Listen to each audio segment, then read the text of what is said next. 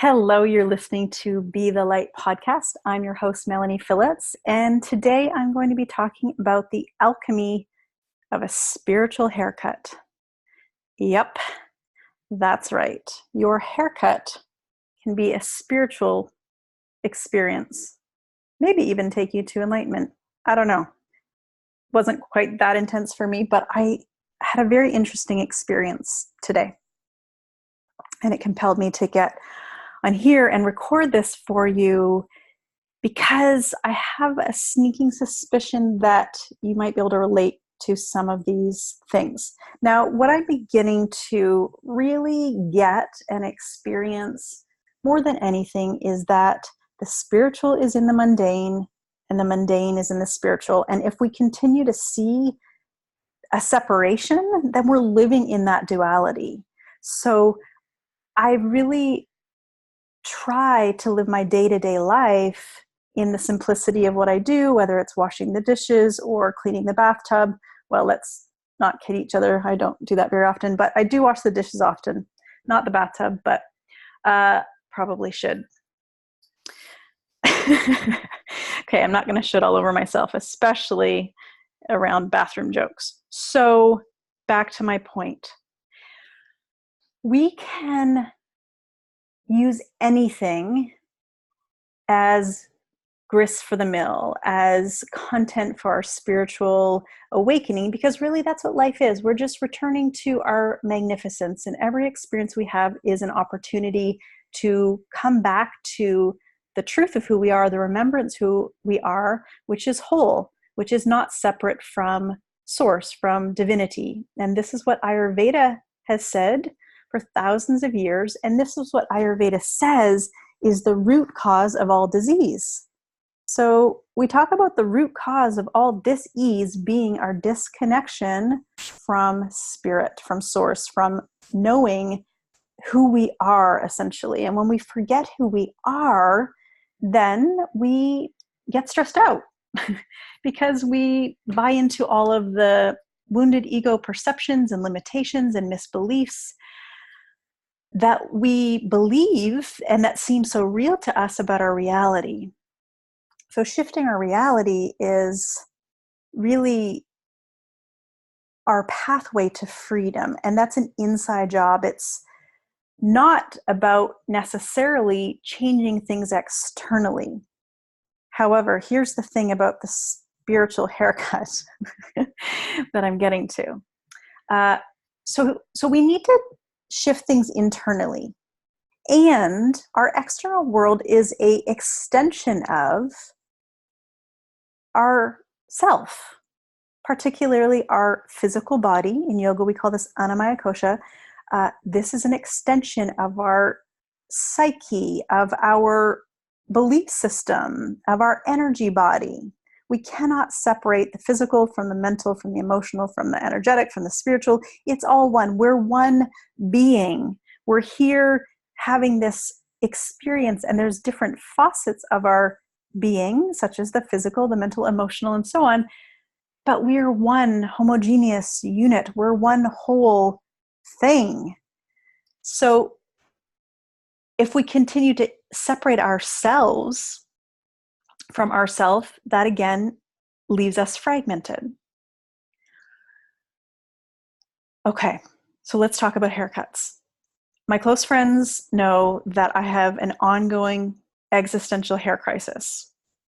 Okay, it's kind of a joke, but kind of not. Like, for a long time, I haven't known what to do with my hair. I don't know how to do my hair. I'm not one of those women who learned how to beautify herself and curl her hair. And I only got a blow dryer in the last couple of years, thinking that was a very adult thing to do. But honestly, I was not one of these girls that would spend a lot of time doing my hair or makeup, any of that stuff. So it's quite foreign to me. I think part of it was a push up against a resistance to, like, a rebellion against all of that.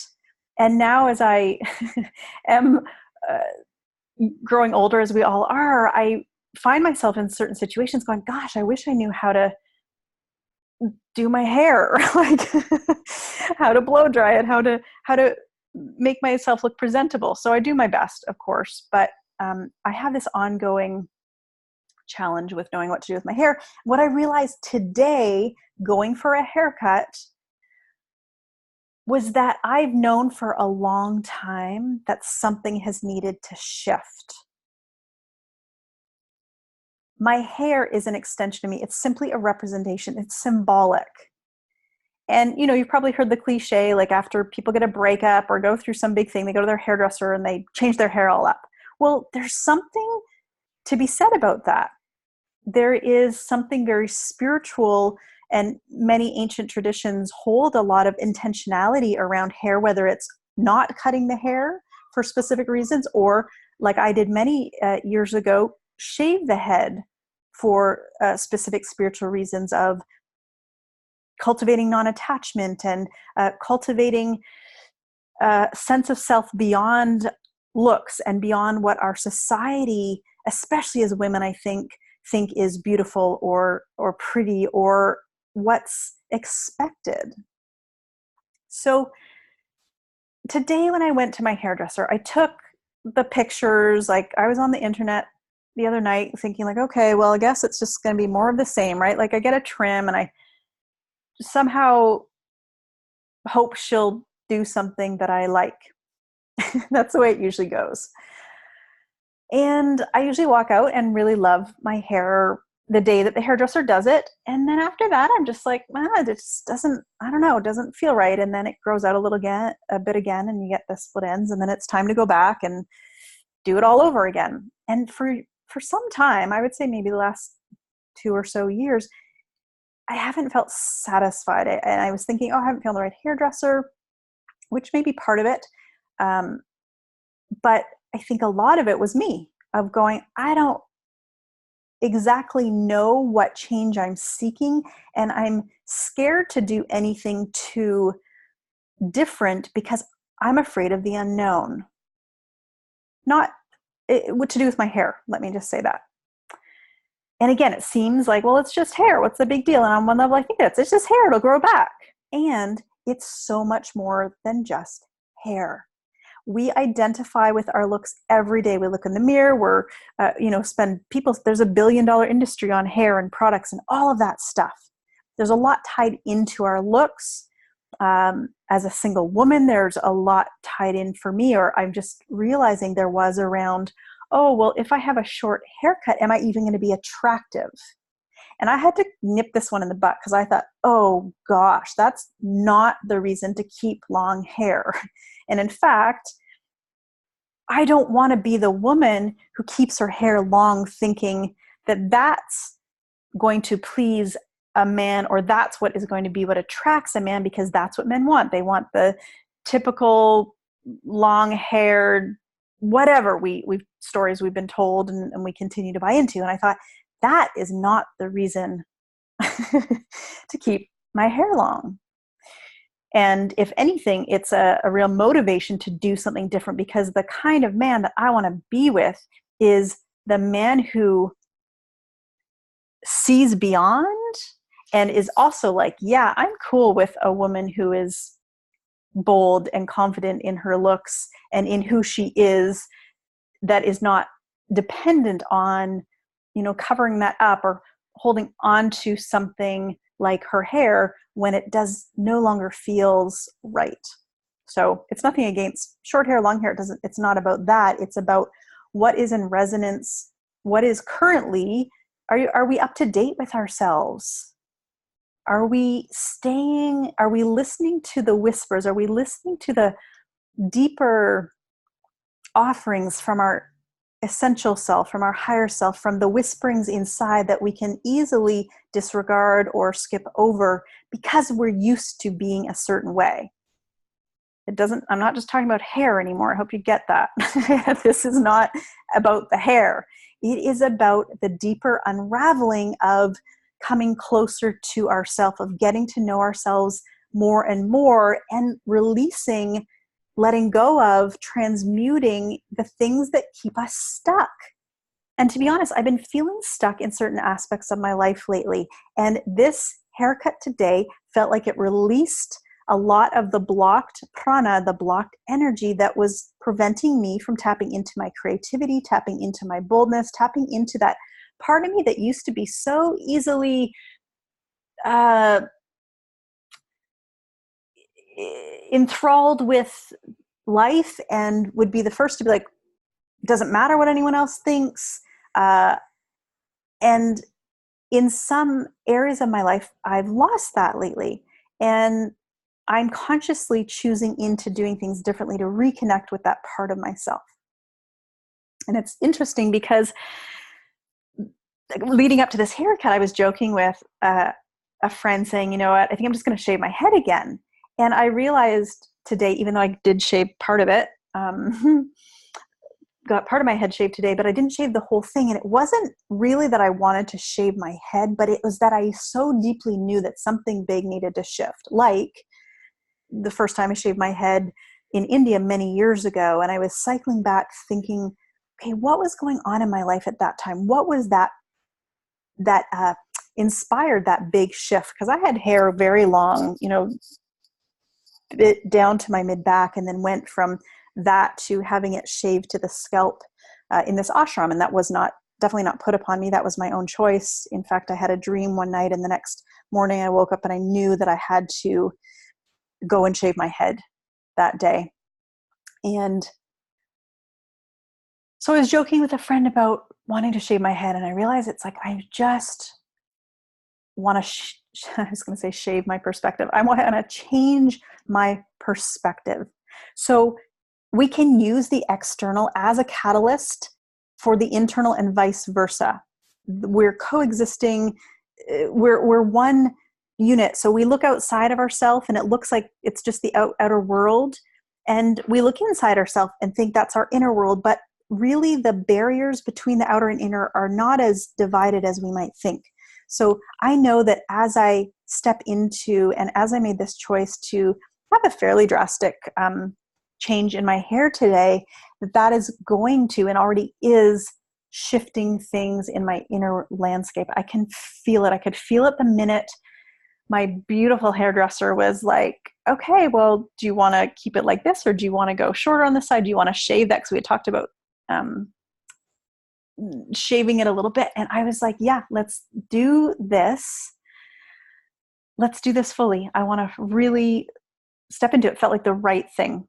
So all for leaning into the discomfort of things, even when we're not sure of the outcome. And that was something that arose. It's like, gosh, I don't know what the outcome will be. I don't know if I'm going to like it.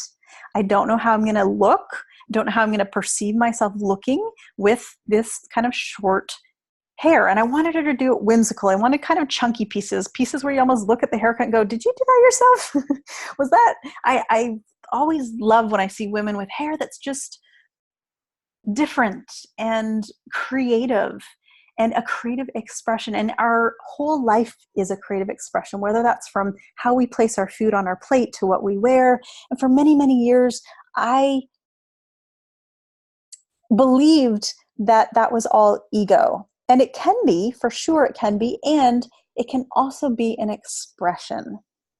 It can be a divine expression. So I'm stepping back into that in my life after many years of, ashram living and training and kind of trying to get rid of everything and become egoless. And I realize it's not possible. And it's not even, I don't think, the intention to become egoless. The intention, or my intention anyway, is to have a healthy ego. Because I tried for many years to get rid of the ego, like I thought through spirituality we were trying to do. Like, isn't this the game we're playing? No, that leads to things like autoimmune conditions that I had for many, many years. It leads to a disconnect. We need to cultivate a healthy sense of self. So that ahankar, the sense of I-ness that is in every single cell, our cells are bathed in ahankar, this sense of self. And if it is an unhealthy sense of self, if we're disowning parts of ourselves, any part of ourselves for that matter, it is a disservice, because we will create dis-ease, we will create separation. So we flip it on the head, and we return to wholeness. We return to going, you know what? All parts of me, you're welcome. Come back. be with me. I'm going to take care of all parts of you, and I'm going to decide which parts run the show. I'm no longer going to allow the fear, anxiety, grief, sadness, whatever arises that is not meant to be driving and you know, taking the steering wheel. Can be passengers, sure, and they can have, you know, as much respect and honoring and privilege, but I'm not going to let them drive. No, thank you. You are not going to drive this vehicle. So we have to make different choices to shift things. If we continue to do the same thing, we all know this, we've heard this before, it's a famous Einstein quote. If we continue to do the same things and expect a different result, that's the definition of insanity. So we need to make different choices, and they can be micro choices. Those can be choices like getting your hair cut, driving home a different way from work. It can be what you decide to cook for dinner. If we continue always doing the same thing, and when we go deeper into this, it's about looking at how we're really, truly rewiring the neural pathways to create a different sense of self. And we're not ditching the parts of self that are functional, that are loving, that are life affirmative. It's the parts of ourself that are creating suffering. And those parts that are creating suffering are based on misperceptions, misidentifications, misbeliefs that were developed at a very young age. And this is where our work is. This is the work that I do with my clients one-on-one. We look at, you know, what are these subconscious programmings? What are these beliefs that are running the show? And science is now proving and telling us that the subconscious mind is responsible for 95% of our actions, of our thoughts, of our behaviors. So think about that. Only 5% of our day-to-day life is from that, you know, intelligent, conscious, logical adult self that goes, you know, I love myself. But then 95% the underbelly is like, I'm not good enough. I'm not deserving. I don't believe that I am good at this or that. All of the underbelly, the shadow side, if we don't bring that out into the light, it will suffocate us over time. And that's oftentimes how dis-ease gets created and developed. It's like having a little pebble in your shoe. You might be able to walk around, you know, walk to your mailbox and back with that pebble in your shoe. No problem, no big deal. But if you leave that pebble in your shoe and you're walking in that pair of shoes for 20 years, 30 years, 40 years, you're going to have some major pain and other problems, right? It's going to amplify. And that's what happens in our own life if we're not conscientiously allowing the subconscious to be revealed and healed.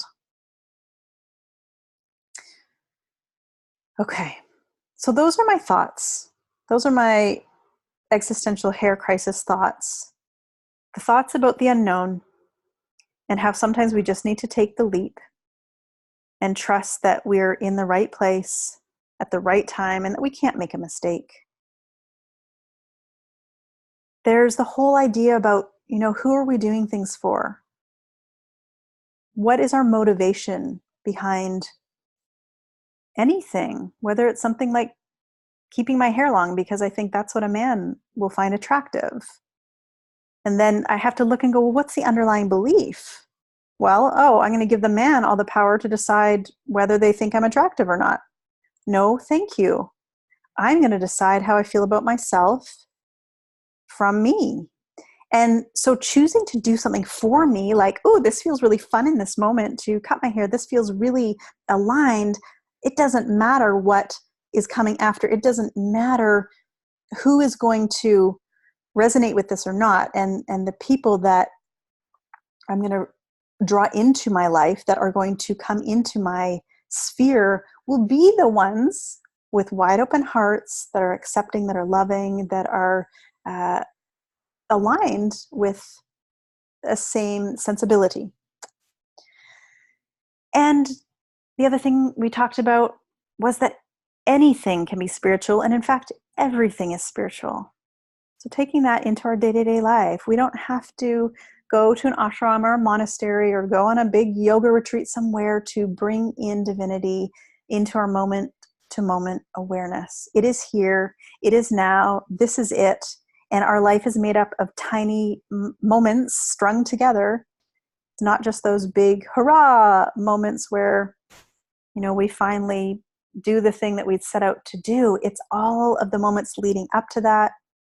It's everything that we're living out day to day, moment to moment, and in the quiet moments, in the moments where no one's looking, in the moments where we're not posting about it on Instagram, in the moments that are just our sacred time.